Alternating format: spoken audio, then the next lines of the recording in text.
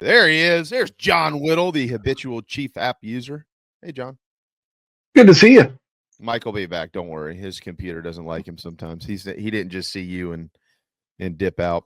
Well, look, we'll start with the obvious. Carolina swept this weekend, and they got to pick themselves up and move on. I was actually asked this morning on 107.5, what is the Paul Maneri's message and all this stuff. I said, John, Bill, I said, I know that the fans want to hear what they want to hear. Not all of them, but a lot of them.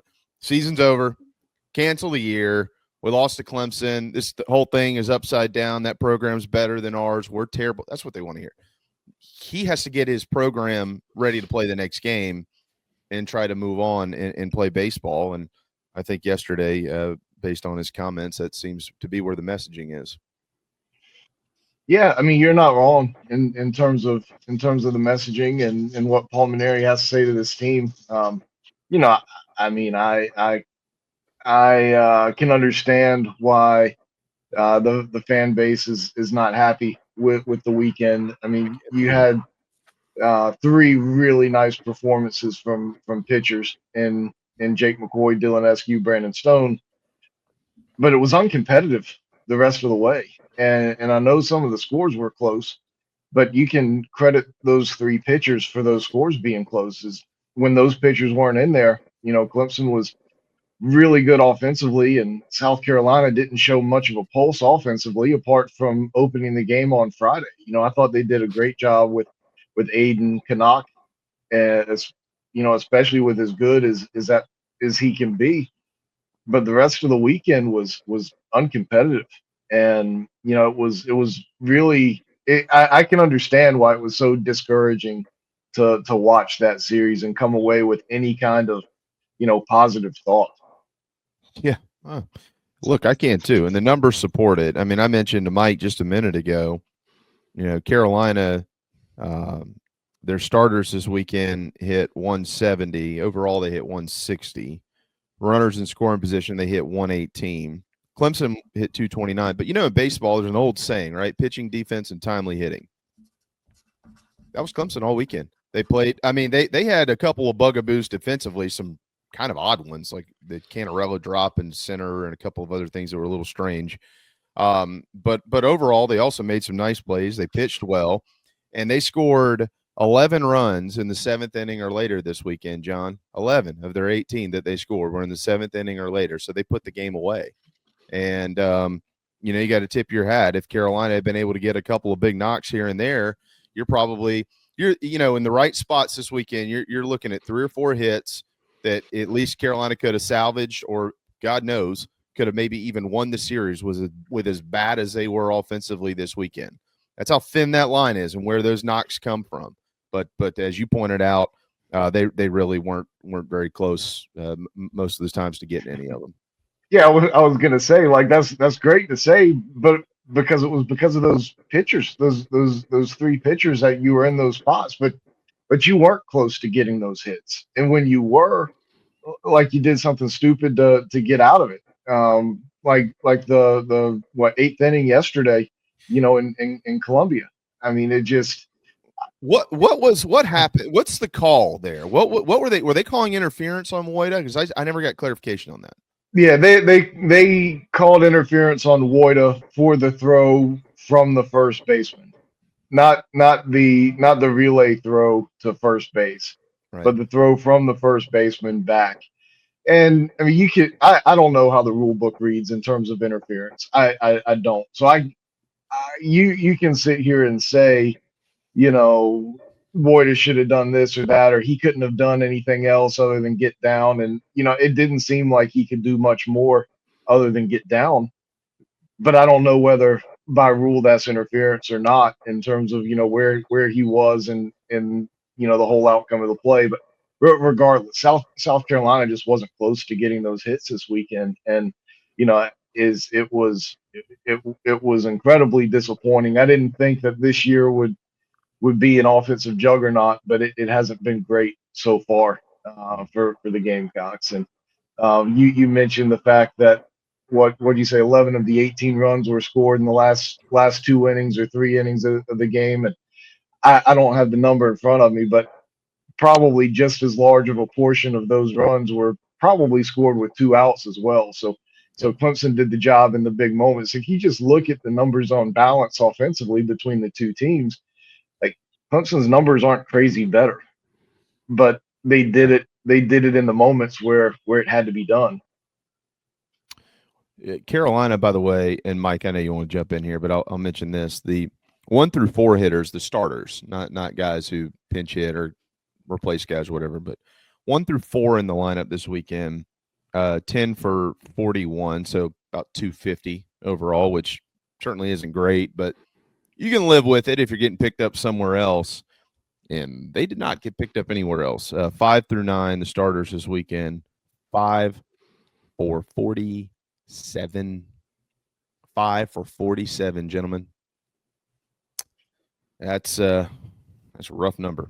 It doesn't matter who's in there. That's a bad number. Go ahead, Mike. Well, I mean, I go back to what we talked about at the top. I didn't expect this to be a very good hitting team just based on the returning production. I get it; the numbers are dismal, but this is the kind of pitching you are going to see in the SEC. So I'm not going to say buckle up, get used to 160 in a 3-game series every weekend. I don't think it's going to be like that at all. Jamie, I agree with you. Certain guys that didn't hit will hit better. But John, I look at it, and this is what I talked about a year ago at this time. I thought, and I said this point blank, if Mark Kingston did not get to a super regional, it was time. He didn't get to a super regional, he was gone. Everybody, rejoices. You want a coaching change, you want blood, so to speak, and so Paul Mainieri, great hire, all these things. But in today's day and age of baseball roster allocation, roster construction, which I think is just as important as what you do strategically 1 through 9 innings, because you got to have the Jimmies and the Joes. You're at such a disadvantage because the high school kids, they already know where they're going, most of them at that point. And the portal guys, they've already been contacted, they've already been poached, they've already been, for lack of a better term, legal tampering. So you get what you can get, but every time you make a coaching change in this day and age, you have to be prepared to take a step back. So I'm not shocked, John, and maybe you can offer a differing opinion on this, or maybe you agree. I don't know. I'm not shocked that this was going to be a step back in year one for Paul Mainieri. You can be a Hall of Fame coach and still the roster, when you make a change and you're out there and you're like, okay, what's left? Very, very typically, there's not a ton left for you to get at that point in the portal and in recruiting. Yeah, I mean, I agree with a lot of what you're saying, especially when you recognize the timing of changes and the portal options that are out there.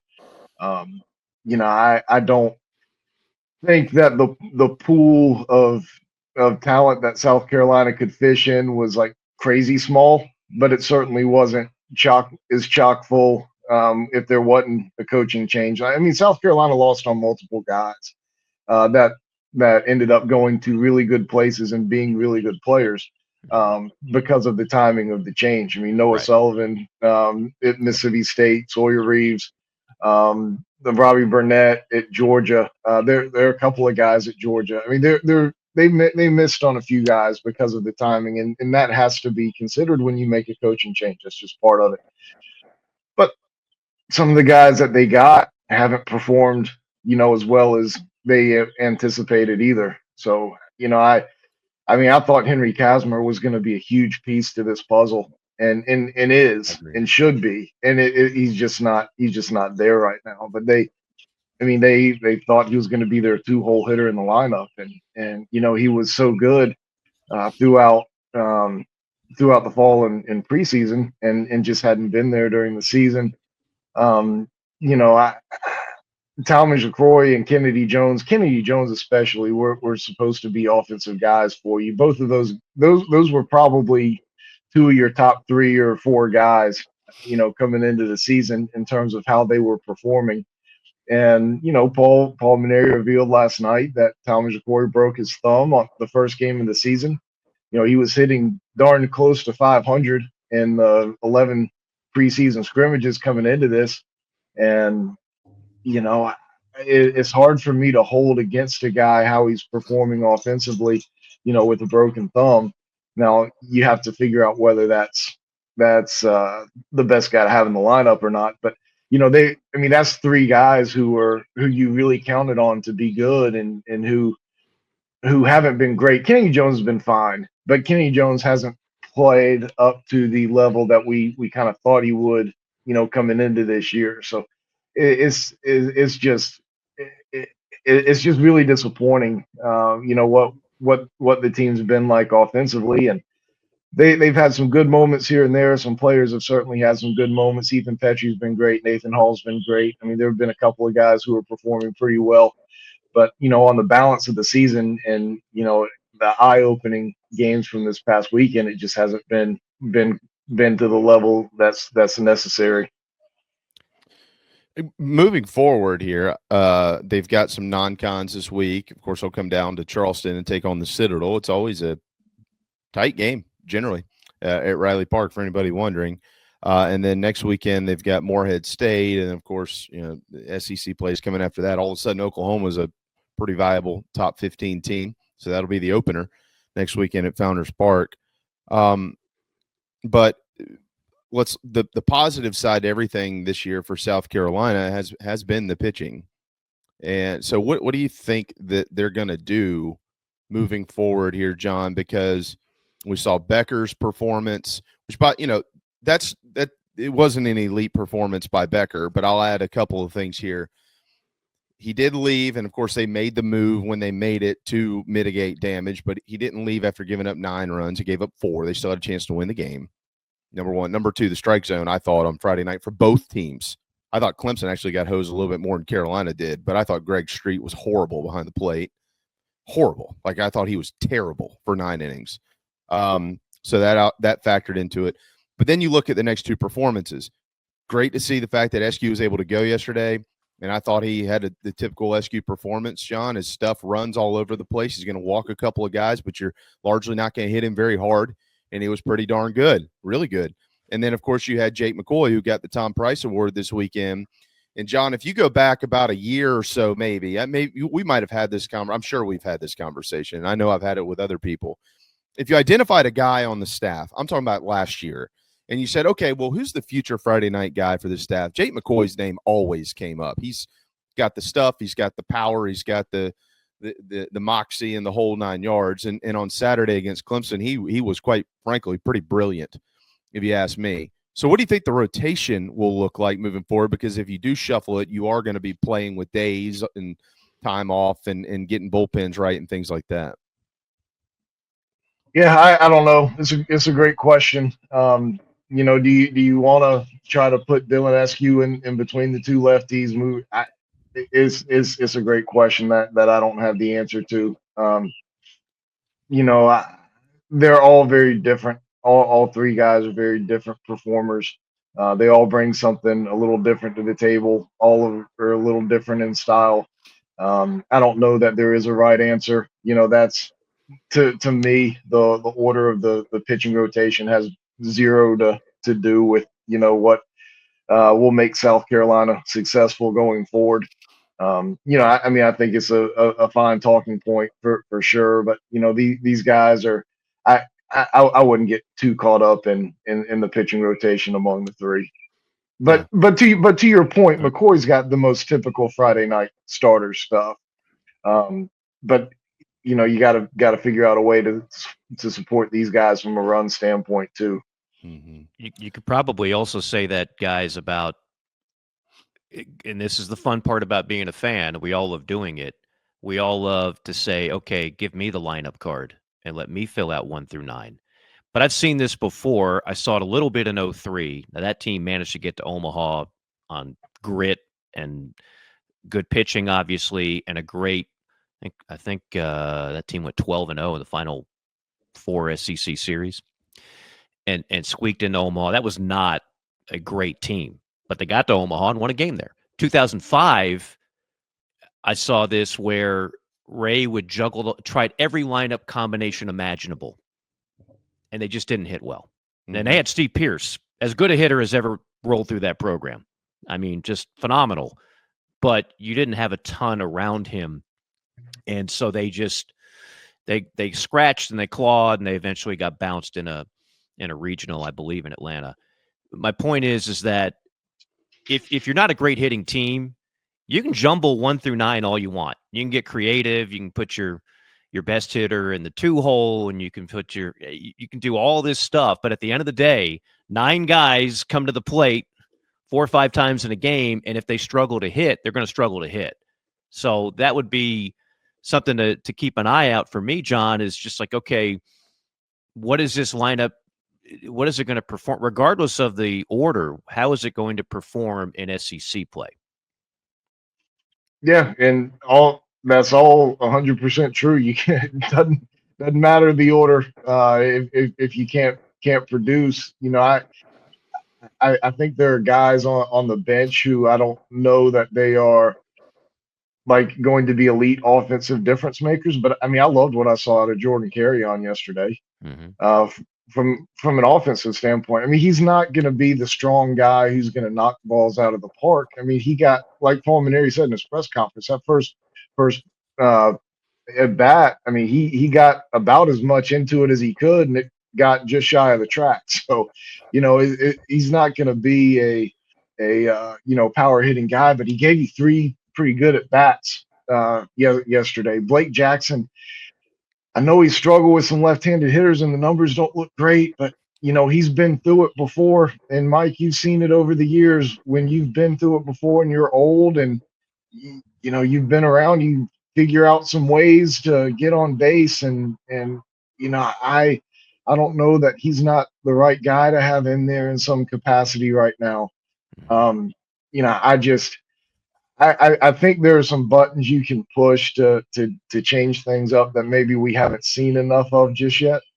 But to your point, it's not going to be a great offensive team. I certainly expected better than what we've seen so far, but I mean, this is not a top half of the league offense.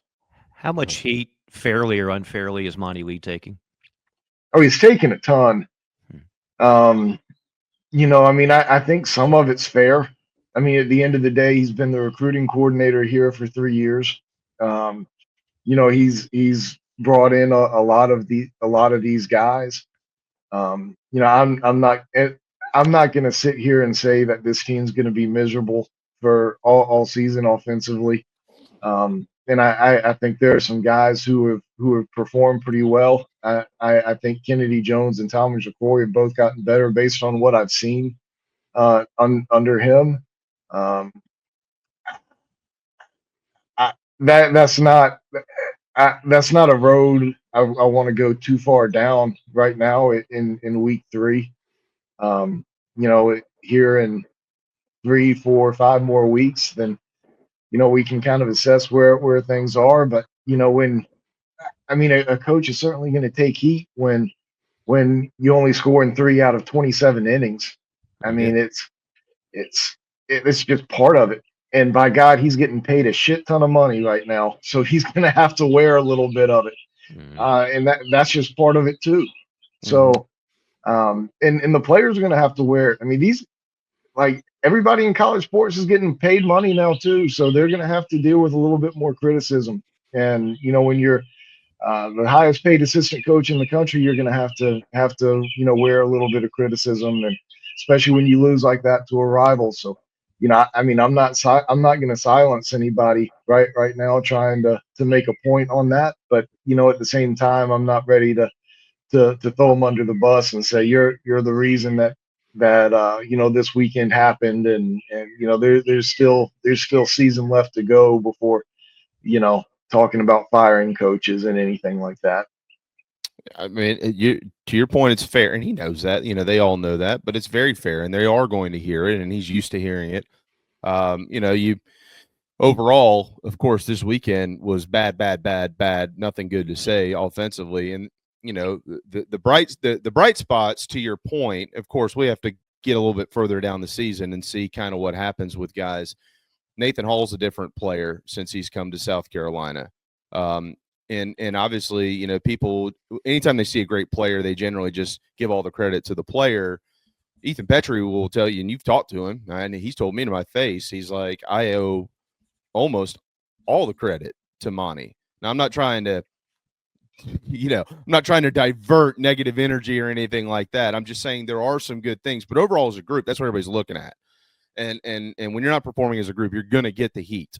And yeah, he's the hitting coordinator, he's the recruiting coordinator, and he's the, all those things, and he's getting paid a bunch of money. They're gonna have to work to get it fixed, and he's gonna continue to hear until they do. So I think these are all fair comments.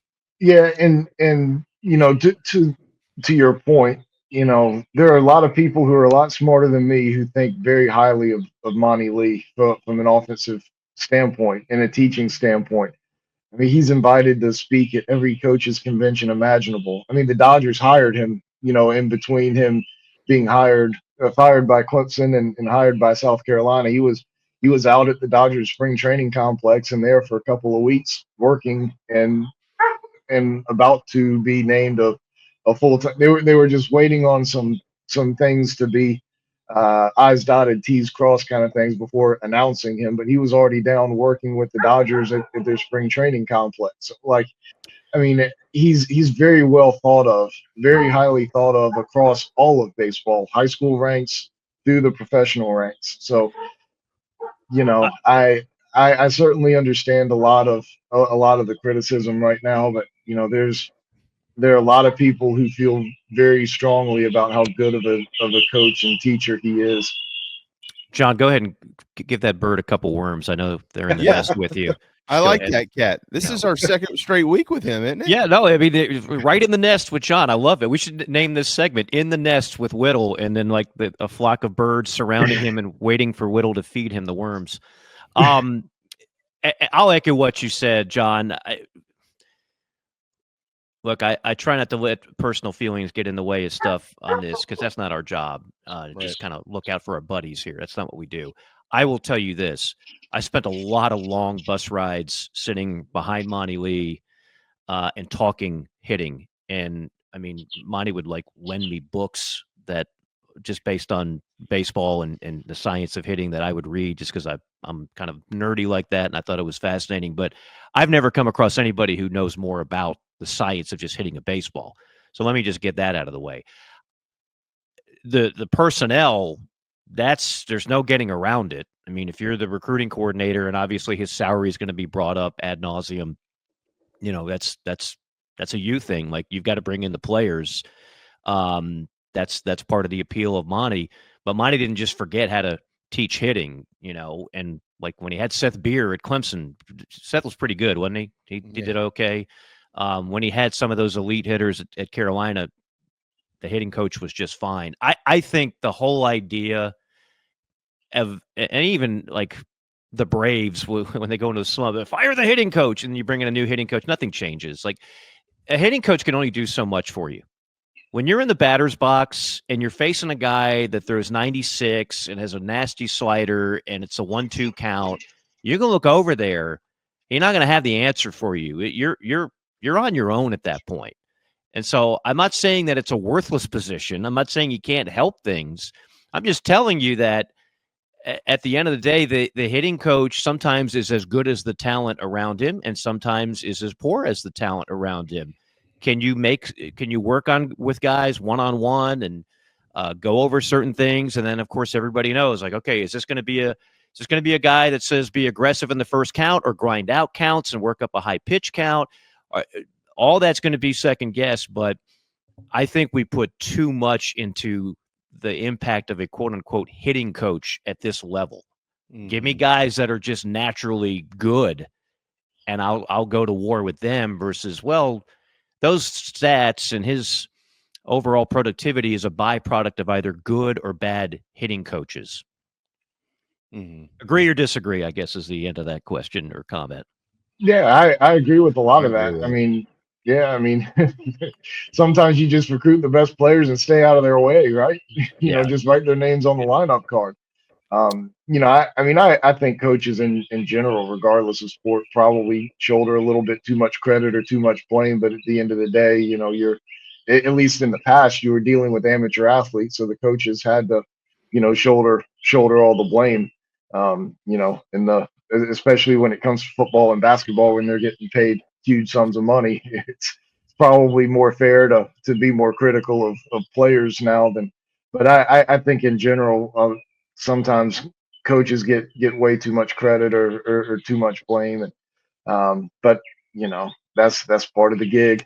Yeah. Well, and and I want to move on. I do want to touch on softball with you. This is a killer story, and we got to get your thoughts on this here in just a second. But something you said earlier is noteworthy. It is not in any way, shape, or form nor should it be used as an excuse or anything like that. But I remember last year when that coaching change was going on, and you were right in the thick of all this, John. You cover all their baseball recruiting. You do it better than anybody. Nobody in the state covers it better than you do.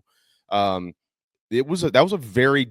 was in on a lot of big time players to bring in through the transfer portal, and it, because of the situation, I don't know who the head coach is going to be. They just couldn't get some of that done. Now, I'm not saying that, well, you know what, we got to give them a pass, because that's what people will hear. Oh, well, hey, they just couldn't get the players last year because we fired our coach, so give them a pass. We'll try to get it. That's not what I'm saying. That's not what I'm saying at all. But you do need to look at the process to wherever you are. You got to look at the process as to how you got there. And they just ran into the best team that they've played yet. And largely the guys that are in the lineup who haven't been around did not perform in any way, shape, or form.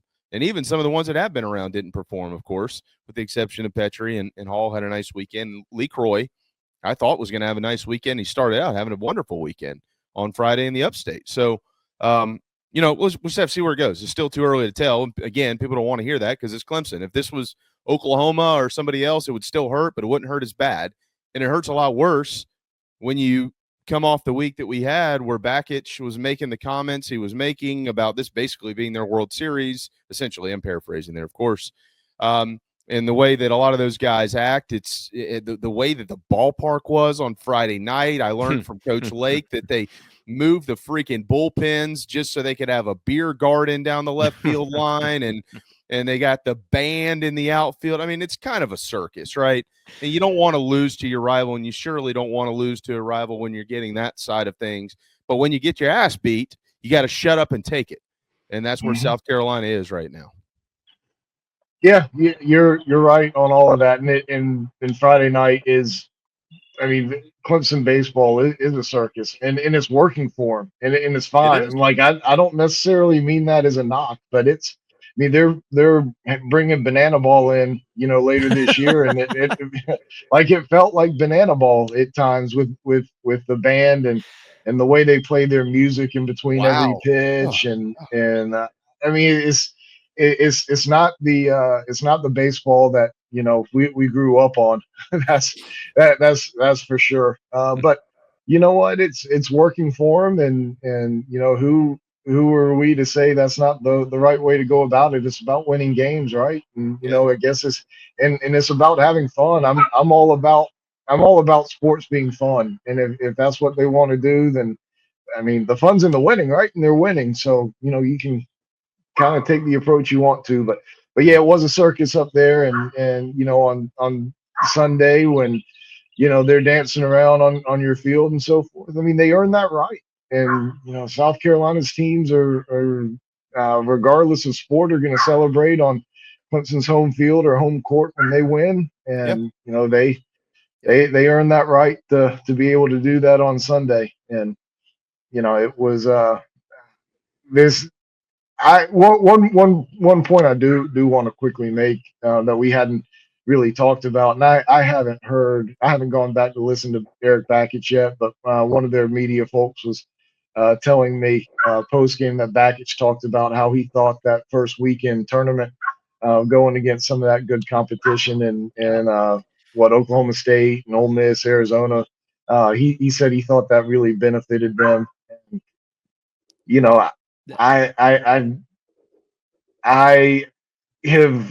I won't say I've long been a proponent of not playing big time series early in the year before Clemson, but I can understand the positives of it. I understand both sides of it, but I think they certainly came in looking like a more battle tested and prepared team from that standpoint. John, I'm glad, Great so glad point. you brought that up. I mentioned that last week either with Jamie or JC. That's a good point. I don't think with this team that would have been the way to go because they needed to figure out who their best guys are. They need to get some confidence, get a little warm and fuzzy going on. And there was plenty of that in the 9-0 streak of beating up on much lesser competition. But I know this from following Pulmonary at LSU. He will challenge in the non-con greater in the future. When he's got the squad to do it, I could see him playing in the same type of tournament that Clemson did. And there's no doubt about it. That is an advantage. If you don't mind having your stats not look as good and taking an L or two, when you finally get to the Carolina Clemson series and you've seen those type of pitchers as opposed to what Sacred Heart and Milwaukee are going to throw out there, that does make you more battle tested. So I think that's going to be something that you could definitely expect to see bolstered in the near future. Those are wonderful, wonderful points. Well, actually, Chastain's done that with her softball team. They had to go to Duke this weekend. And then this weekend, they're going to Oklahoma. We'll go on the road to a top 10 team the weekend before. Why not? And why not? They're 19-0 after sweeping them. Now they're in the top 10.